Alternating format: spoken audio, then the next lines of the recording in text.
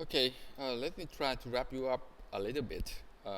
Actually, we just deal with three different cases for the interference of wave on the string. The first one is when we deal with the two waves that travel to the same direction. Okay, in this case, we give the different phase of the two waves by this amount, and they moving to the same direction and different phase, let's say. Okay, the combination of two waves can be simplified by this mathematical formula, and then finally you get the resultant wave as a wave. Um, so the phase, okay, so this is tell you that it's still the wave characteristic, right? Like I mentioned, when you still get kx and omega t inside the same sine or cosine function, this is wave. Mhm. And you get a new amplitude. Um, that depends on the phase difference. Mhm. And this wave also had a phase shift intermediate the phase between the first and the second wave. So because the phase constant at the first wave is 0, right? And the second one is this phi. So the combination of the two waves get you half of the phi. Okay, and this is the first case. You get the wave travel to the same direction. You get the result, the combination of them as a wave. Okay. Go to the next case when you deal with the uh, incident and reflected wave on the losing end string. This is the second case that we talk about. You get the incident wave moving to one direction and reflected wave moving to the opposite direction. But for the case of losing end string, there is no phase shift, so you get, let's say, two waves travel in the opposite direction, and you combine them using the formula to combine the two side function, and what you get is this resultant wave that is not doesn't have the characteristic of the wave at all, but you can also identify the let's say magnitude part, mm-hmm, or amplitude part. Mm-hmm. Amplitude that depends on x. See, in this case, depends on psi kx, right? And the oscillation part, mm-hmm, that have a simple harmonic characteristic. So, like I mentioned before, it's like series of simple harmonic oscillator that are having different amplitude, and this different amplitude depending on the uh, distance x. Okay. And the third case, similar to the second case, so you deal with the interference of the incident and reflected wave on the string. For the case of two fixed end, the difference between this case and the previous case, losing end, is that for the two fixed end, you get the phase shift by pi radian. Okay, and the resultant wave get you a similar uh, function. So if you compare to the previous case, okay, this one is 2ym psi kx omega t, cosine omega t, and this one is minus 2ym cosine kx sine omega t. They are really similar. You can say that because you know that cosine and sine function are the same things, only give you different phase. So you can say that for the case of losing end and two fixed end, you only get the standing wave at different phase, right? That's what you're supposed to get. Okay, let's try to explore in detail using the animation.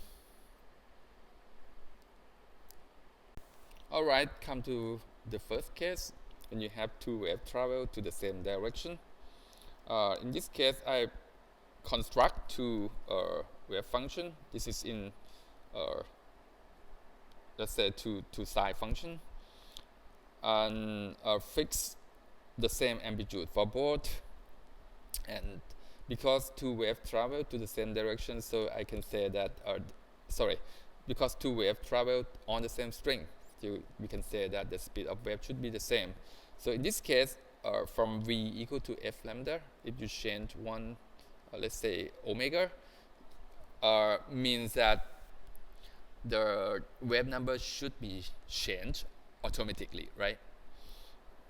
So what you can input here for the second wave is the omega, the new omega or new angular frequency, and also the phase difference.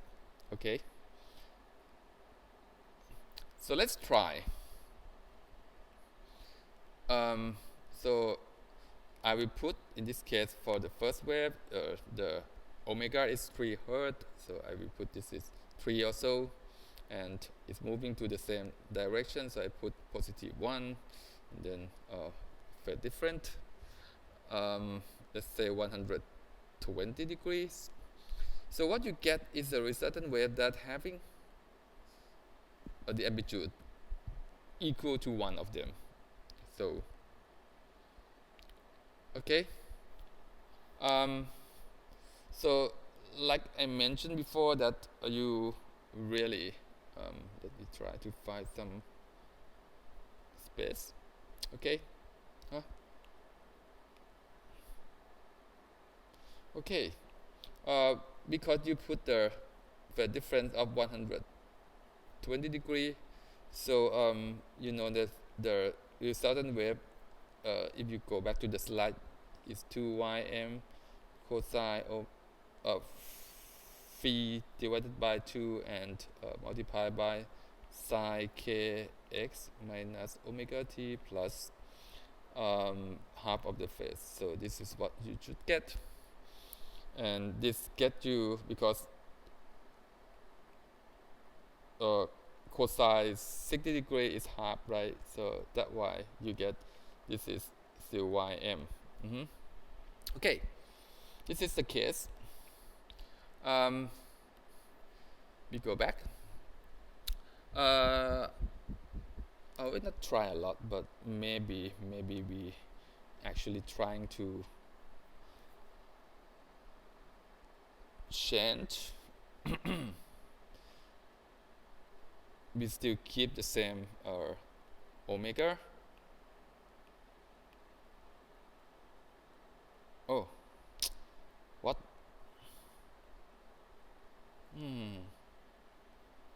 Okay, run, and then you put 3 here, press OK, you put still moving to the same direction, still OK, and the phase difference now become pi, or 180 degrees. So what you get, not surprising, you get the combination of two waves at 0, or actually it's not perfectly 0, but this is close enough to 0, I would say. 10 to minus 14 in this order is really small. Okay. Okay, what else we should try? We go back and maybe we try with something that different. So we run this program again and then put different phase. The first one get 3 Hz, now I got 5 Hz, and moving still in the same direction, and the phase difference doesn't matter, you can put 0. Just want to have a look what really happened. So you get some strange shape of the wave. Okay, wow, I shouldn't touch this too much, but you see, right? This is, but still it has some periodic characteristic, but not really sine wave anymore, right? It's actually, you can imagine if you have two sine functions that not really have the same, what to say, the same frequency, they will just mix up or at any position and time. So this has become something really, yes, not well identified, let's say, because it's not sine or cosine function, right? Okay, I think this is all. I should try. Okay, let's go to the second case. Ah, okay, second case, let's say losing end string. I also produce two wave function, and if you run this program, mhm, you see that this two function actually is cosine function. I have some reason that I use cosine function. Anyway, if you want to know what is the reason, you can ask me later. Okay, but we fix the speed of the wave, we fix the length, and we take input as a harmonic. So let's make things easy to observe. So we run this program and we start from the first harmonic. Okay, the first possible frequency, let's say. What you say is the other end is free to move, right? The other end is the end at the left hand side, and the end at the sorry, the I mean we have two ends, right? The end of the right hand side move freely. At the end of the left hand side is fixed. So you see that one node at the right, at the left, and one node at the right. You can observe in this case. And when you plot the displacement at the node is 0, and displacement at the antinode is double of the amplitude. That actually is okay. Then we explore the second mode. There's no second mode in this case. You see that I only give a choice for the odd number 1, 3, 5, and so on. Let's try to do this first. I will want to see the number of harmonic. I will put the number of harmonic of 3. So you get is another mode of the oscillation, and you see this is how the standing wave look like. It's not really traveling, just moving up and down. This is how it look like in real life anyway. Okay, in this case you see that you get one node, two node, and one node, two node, and one antinode, two antinode. Right? Try with the third mode. Okay.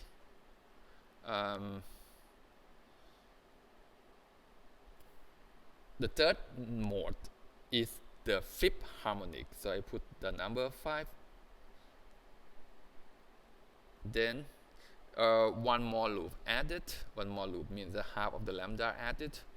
And you see in this case you get 1, 2, 3 node and 1, 2, 3 antinode. Antinode is where it's moved at the maximum it can be, right? There's 3 positions for that. Okay, and that's the case for the losing end. We go to the fixed end. I do the same things and I just run. And in this case, okay, the choice of the harmonic, number of harmonic will be 1, 2, 3, 4, 5, so on. Different from the previous case that you can only choose the odd number, right? How different? Okay, we talk about that later. Let's start from the first possible mode for the standing wave on the two fixed end. You see that, yes, because it's two fixed ends, so both sides of the string should be fixed, right? And only the middle part can move up and down. So what I should say is, this is two node, right? Two side of the string are node, and only the middle So you see the yellow point there is the anti-node. So this is two node and two anti-node that's separated by uh,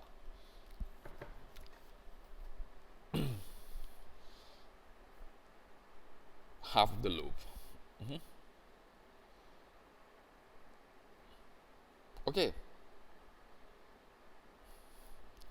Um, so we run this program and choose the second harmonic.